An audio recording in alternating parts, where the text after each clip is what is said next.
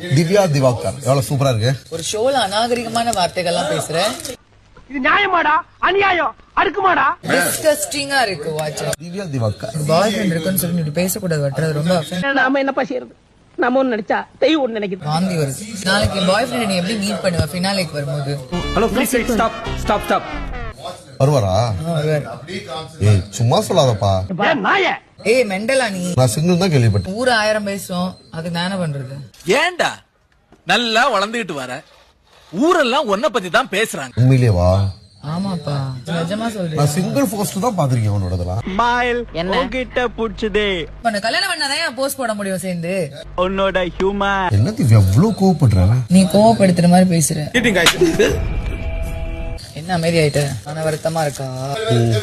அண்ணே வேண்டாம் வேண்டாம், நீங்க லவ்வோட வேண்டாம். அதுக்கு முன்னாடி என் மனசை விட்டு நான் பறி கொடுத்துட்டேன்.